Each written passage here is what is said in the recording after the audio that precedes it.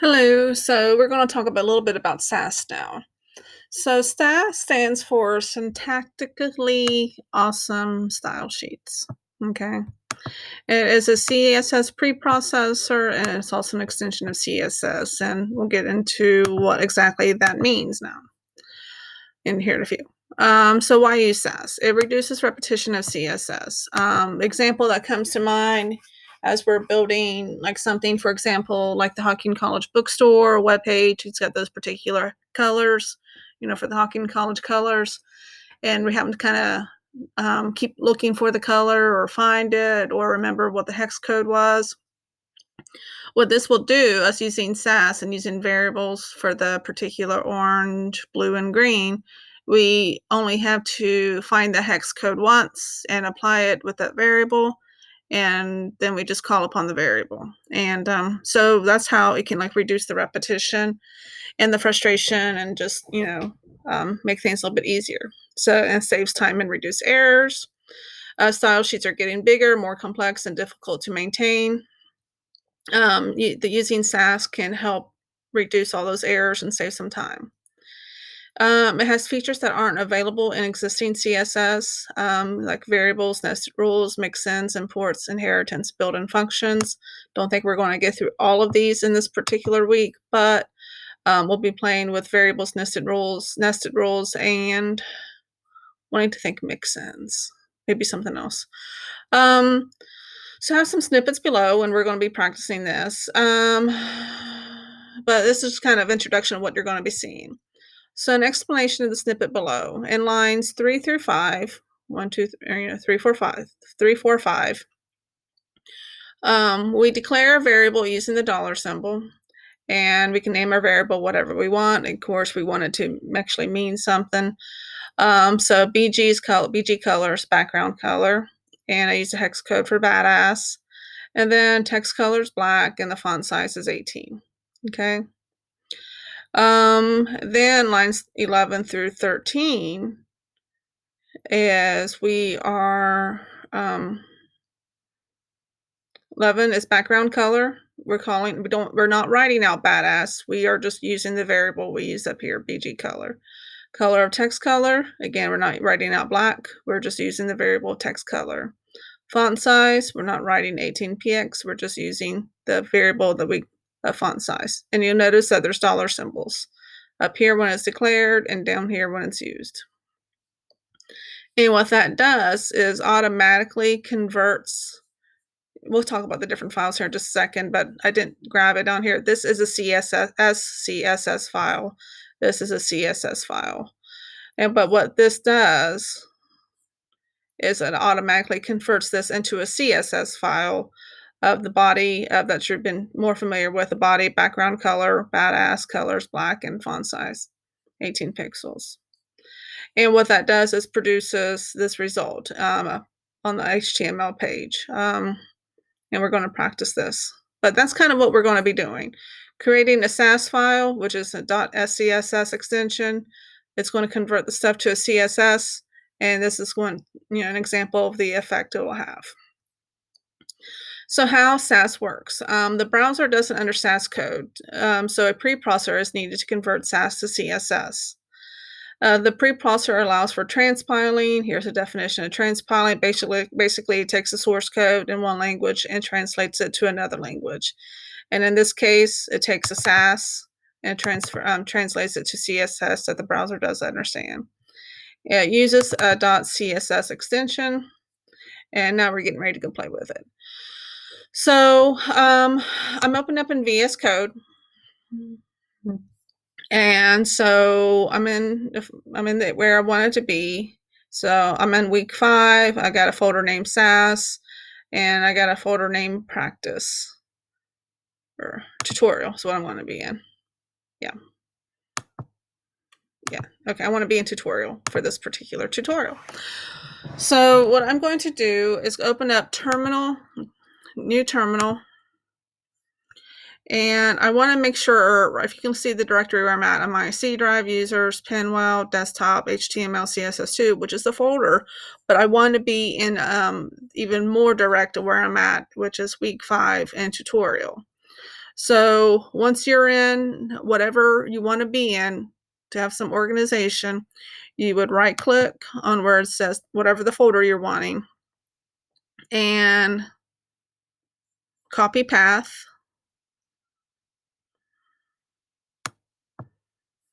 And then in here, you would type in CD for change directory, Control V to paste. And now I'm now in the right directory. So I'm now in, you see there was just up to HTML, CSS2, the folder. Now I'm in there, but I'm even further down where I want to be, which is a week 5 folder, SASS folder, and tutorial folder, which is where this took me. Okay.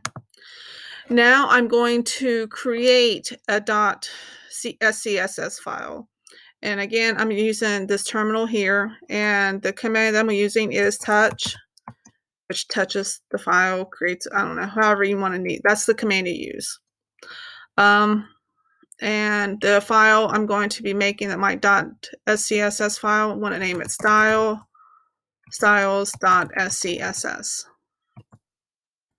And touching styles.scss, which just means it's making a file, name that. So now I want to do a command of SASS, and it's going to take the input where I'm going to actually be typing in the code of styles.scss, and then I'm going to type in the file that I want it to be outputted to, which is styles.css. So the command is SASS. The input, where I'm actually going to be inputting the stuff, my code and styling, is going to be in here. This is where it's taking the input of my .scss file. And what's going to be in what's going into my input is actually going to be produced in my output of the CSS file. So hit enter, hide this. And now you can, if you look on here, I don't know if you saw it earlier. I think I opened it, but there was nothing in there until now. There's 3 files in there from where I touched the styles.scss, which is I make that styles.scss file. So that's that. And you can see it's got the little S doohickey thing. And then it also, whenever I did SASS styles.scss into styles.css, it created this .css file. And this is also created, I guess it's part of how it watches it. I don't know exactly the details of it, but it's required. So let's go ahead and do that again, because so you can see actually how all of this works again in live, because I didn't have this open. So I wanted to create a file again, touch, we'll name it main. Actually, let's do this, HC colors .scss. I don't know if I use this, but let's just name it. So for Hawking College colors, we can create a file just for that. So touch Hawking HC colors.scss. Okay, there's nothing over here for it. Hit enter, and it's creating it, and you can see here it is. It's creating a SASS file of HC colors.scss. And now I want to do the command of SASS HC colors, which is my input where I'll be typing in stuff. And I want to name my, tell where I want my output to go to, which is the .css files. I don't suppose it has to be named the exact same thing of HC colors, but it just makes sense to do that. So that's what I'm doing. And then once I hit enter, you can see now there's this was already created whenever we touched it. And now these 2 files were created as well. Okay, so that's how we can install SASS on using VS Code. Okay, so that goes over that. And like I said, make sure you're in the correct folder path when proceeding to this particular step.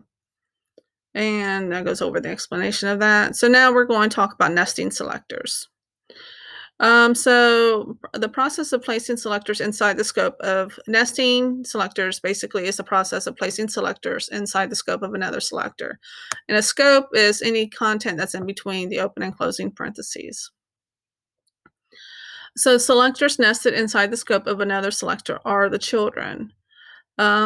So here is a snippet below, and then I started copying the tab so you can see which tab I'm in. So in this, we are declaring a variable. We got 4 variables here. Favorite color, least favorite font, least favorite font. Pink, orange, Arial, and serif. So for the parent and the nesting of selectors, so I have a class of favorite, and then within that, that's a parent. The favorite is a parent, and within that parent, I have 2 children in here. And one is a P selector, so anything that's got a P, which for the paragraph, and an L for any kind of list items. They're going to have these particular styling. If a background color is going to look for the font color, and the font color is pink. Font family, favorite font is Arial. For the list items, font families, favorite font, which was here, Arial. And background color, I'm not using a variable, I'm just doing it like normal CSS styling where you just do background color and pick whatever. So you can do a combination of using variables and just regular CSS rules. And what that's going to do is, see, the favorite is the parent, and the 2 children are parents or paragraphs and list. And what that's going to do eventually is, it's going to take that favorite of a class of favorite, and for anything that was in the P, so it's looking for anything, any content that was in a favorite class and has a P element, which is basically it's a paragraph. It's going to give it a background color pink and a font family of Arial. And it's also going to look for anything that's in a class of favorite and a list item. It's going to give it a font family of Arial and a background color of white. And you can see this is what's in the styles.css. So let's go ahead and play with this. Go ahead and close that. I'm going to go ahead and open up styles.scss, and I'm going to name some variables. So let's go ahead and just do the colors and the fonts again because I'm not very creative. So favorite color is, let's do oh shoot, what do I want? Line. I don't know.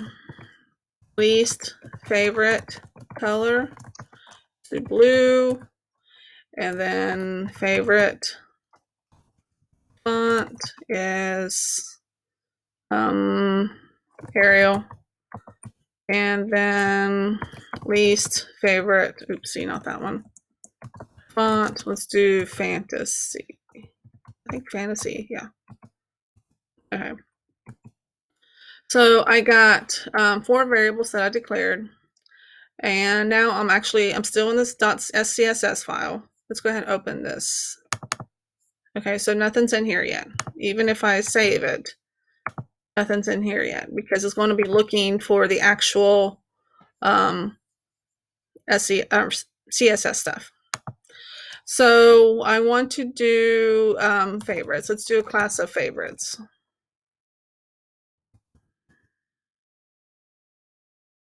Let's do a class of favorites.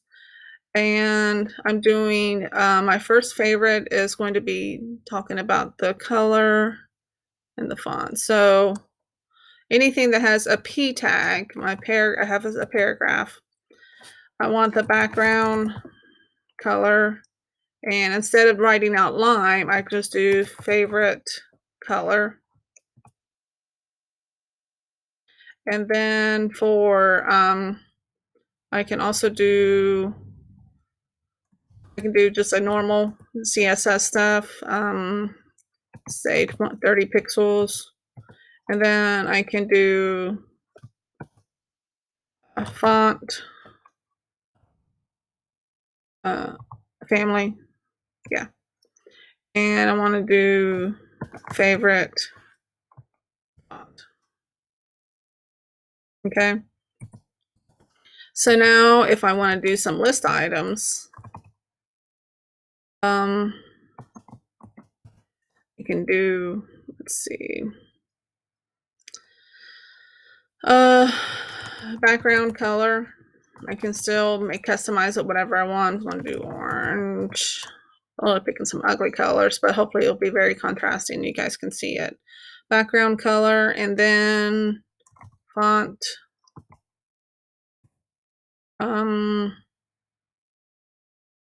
Family. Going to be favorite font. Okay.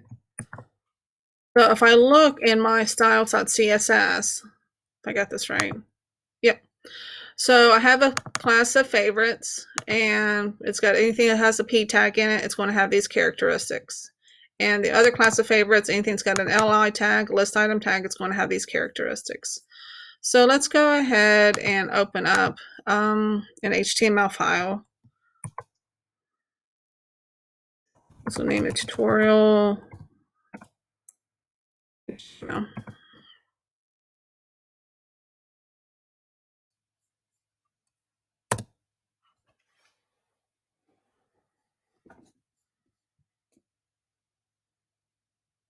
There we go. So I'm going to hit shift exclamations, want to do the M and stuff, and want to do the link style. No, yes. Link relationship. I always forget this. Style sheet, shoot. Style sheet href equals styles.css. Now I'm referring to the CSS sheet, not the SCSS, not the min map thing. Just the normal CSS like we usually do. And do the closing bracket on that. So the styling, the elements we've been playing with were paragraph and list. So let's do just make a heading in there.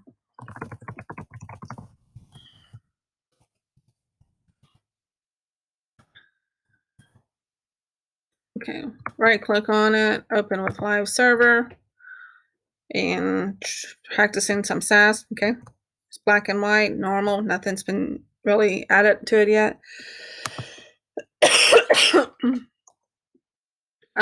Let's see. So paragraph was one of the things we played with.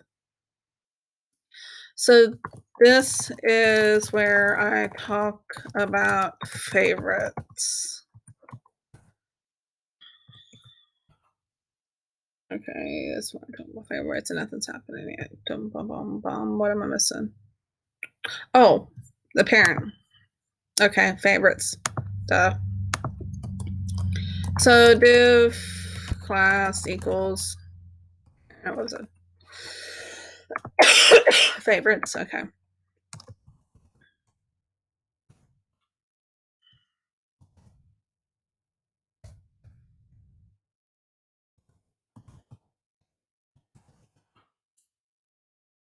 There we go. Okay. So I forgot the parent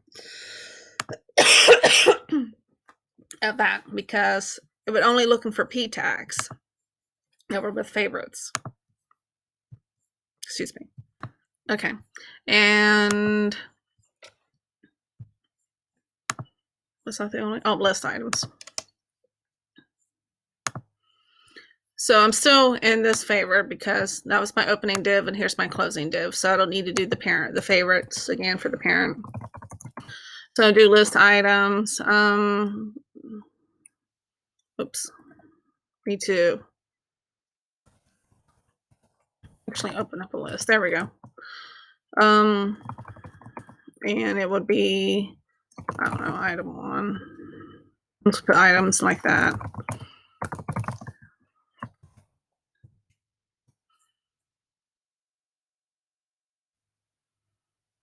Where'd it go?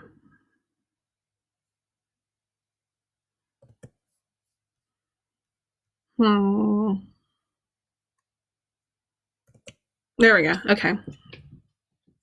So you can see the bullet's not orange and whatever. That probably has something to do with the fact that I didn't do the UL with that kind of characteristic. So let's actually go back into here and let's change this instead of LI to UL. And now the Orange is all across of it. So those are little things that you can play with. And let's go back to the .scss, and let's go to make a class called least favorites. And again, another p tag of background. Oopsie. Background color of, calling it the variable of least favorite color. And then font size of, do 300 pixels. And font family of variable least favorite font. Okay, so this is the end of that scope right there, Andy, for everything that's in between those curly brackets. So now I'm going to do, I'm going to go ahead and do an ordered list again. And then it's going to be a background color of, let's go ahead and do the least favorite color again. And then font family. Forgot my semicolon. Of least favorite font. And then font size of 200 pixels. Let's see, what did I do? Oh, forgot that. Okay, so now let's go. So nothing's changed there, which it shouldn't.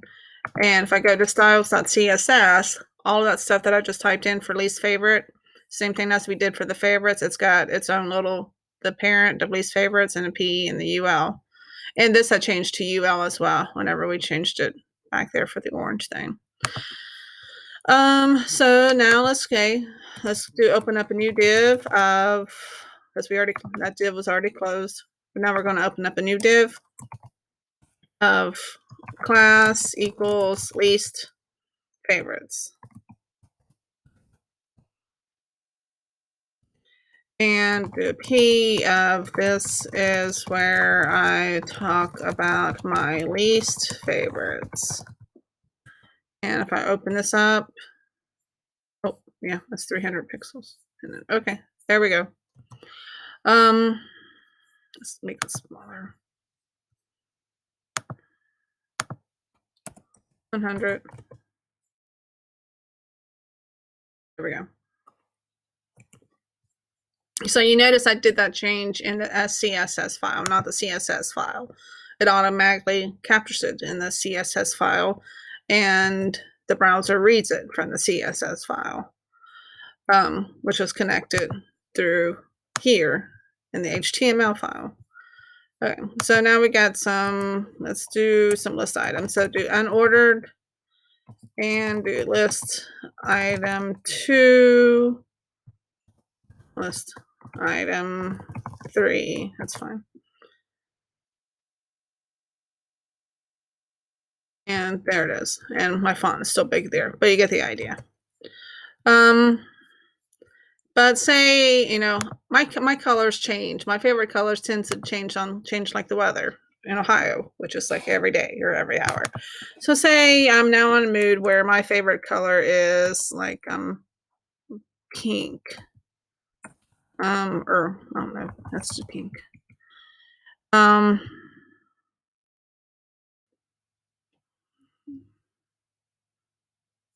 Do like that kind of pink.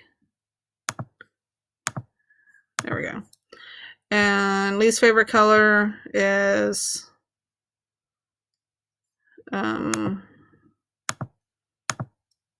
something like that. Okay. And now my least favorite font is anything that's got a serif. Okay. So that automatically changes. So my favorite color changed. This one I just had orange. I didn't use the variables. If you remember, I just called upon orange. But here, the favorites, it looks for the favorite color, and the favorite color I had already changed to this RGB color. And the same thing happened with the least favorite stuff. It changed the fonts from the fantasy to just what like a default serif font. And so you can see where it can be advantage. It can be an advantage to just to change it in one spot. Like I said, the Hawking College colors. That's a really good example. Instead of having to always look up for that hex code, you can just make something that says Hawking College blue, Hawking College orange, Hawking College green, and have those hex codes and just call it once and be done with it. So that is an example of nesting selectors, which is what we were talking about here.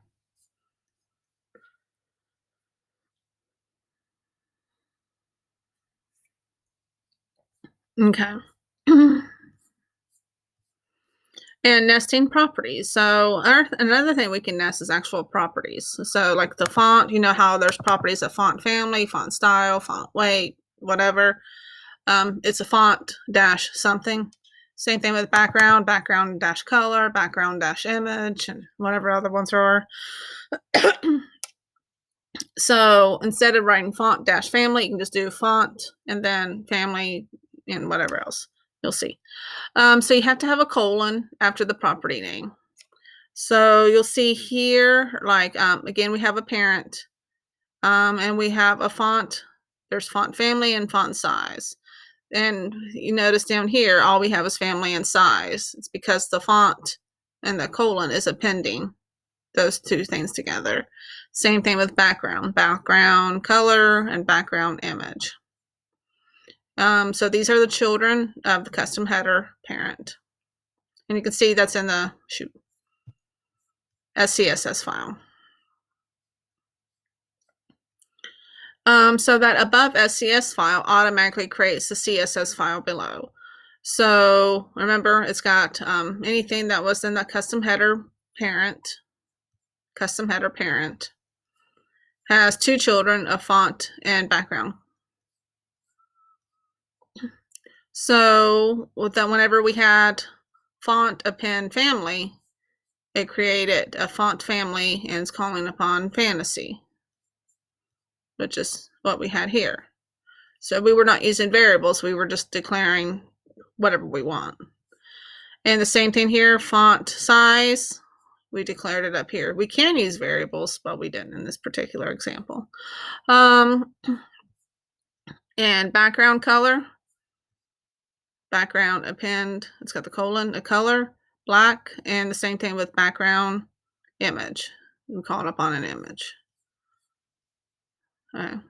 So let's play with that a little bit. Let's see. So I'm gonna go down here. Oopsie.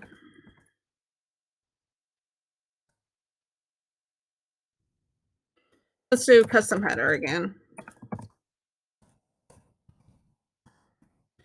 And I want the font.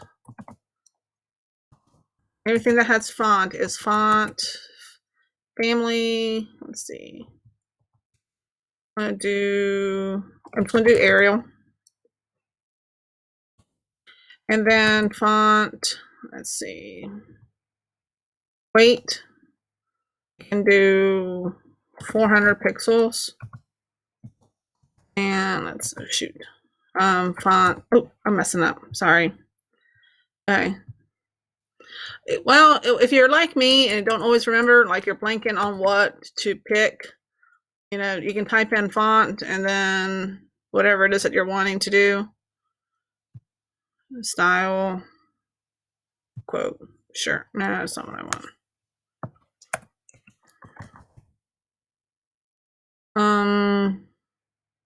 Let's do size.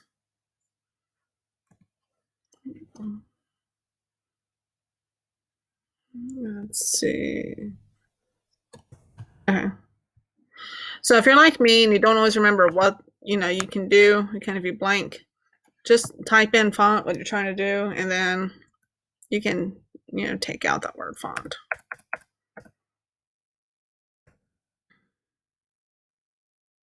Okay. Now let's do something for background. And like I said earlier, if you're not sure what to put, pick background color. We can make it, let's do call a variable favorite color. And then shoot. And then the background image, I'm going to go to Hocking College, right click on the logo, copy image address. And I'm going to do URL and paste that in there, word wrap it. And I think I need something. I'm missing something. I'm going to go ahead and take out this stuff.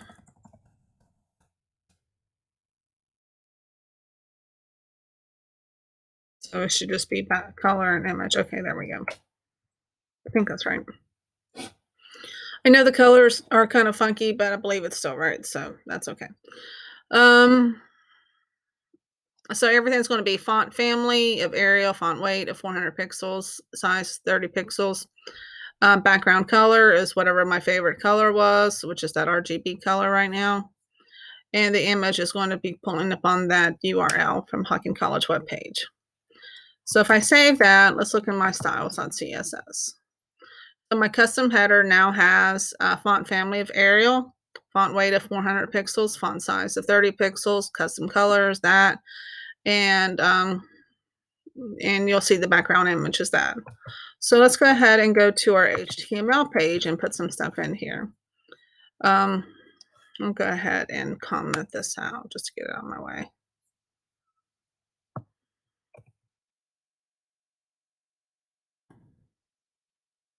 So making a class of a custom header, yeah. And then I'm going to put some content in it. I have no idea what this is going to look like. It's probably going to look horrible, but that's okay. Div class of what it was just font. It was just properties of fonts and background. Okay, so it doesn't matter what tags I use.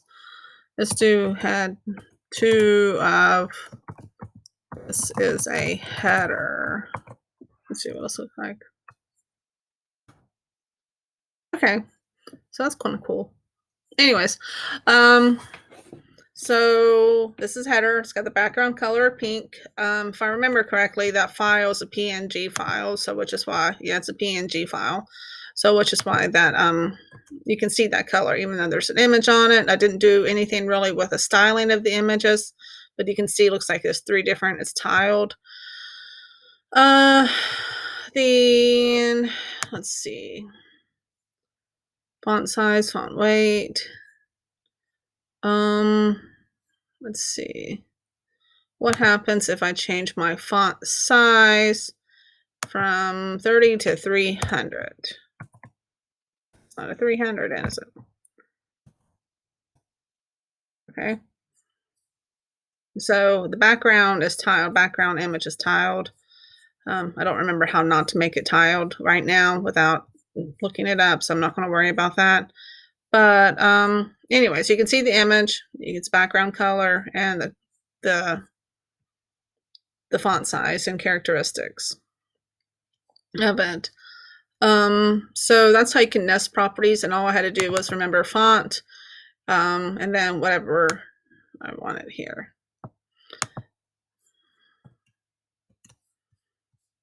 Okay. Let's talk about variables, which again are like this, everything with these dollar symbols.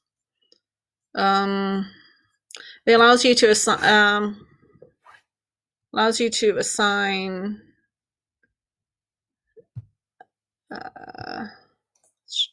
doesn't read right. Allows you to assign an identifier of your choice to a specific value. So again, that's the naming. We want it to have some sort of reference, some sort of like you understand what it's trying to say. Like this is my favorite color. This is not my favorite color, and so on and so forth. And like the BGs up here, somewhere where I had background color. Yeah, BG color, it's a background color, or you spell out background color, text color, font size. So it's pretty clear what exactly it's supposed to do. You don't want X, Y, Z as a kind of a variable name. It's bad. Okay. If you need to update a value, you only need to update it in one place, and you saw me when I changed, like, my favorite color from line to that RGB color. The dollar symbols used to define and reference a variable, as we've seen. Explanation of snippets below. Let's see.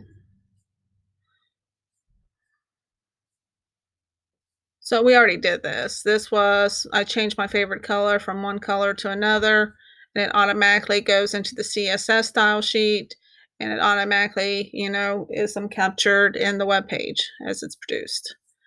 So tips on nesting selectors. Look at the big picture of the classes and elements used in the .html files. So don't it's easy to get bogged down, like, trying to worry about the SAS. Don't worry about that when you're first creating it because you don't exactly know everything you're going to be using. If you have a wireframe, okay, we talk about wireframe and logo colors and stuff. That would be a good place to go ahead and get started. But like logo color one, logo color two, and put, whatever those particular colors are. And then you can call upon it whenever necessary, and you don't have to look it up all the time. So that would be a good place to go ahead and start applying some SAS styling. But for the nesting and everything else, unless you have a clear vision of what you're wanting, that may not be where you want to put utmost concern. You might want to work on building an HTML page and kind of seeing where the elements are that you've been applying a lot of styling, specific styling, and reusing a lot of styling code. And then you can create the SS or the SAS file, start adding to your .scss file to make it. So if you already have something custom in mind that's already got some specifics like the logos or the image and the colors, then go ahead and make that SAS file. If you're still just trying to pitter patter and figuring things out, don't worry terribly much about the SAS file until you start figuring getting the feel what exactly you're wanting to produce. So that's it for this particular video on getting started with SAS, and more to come. Thank you.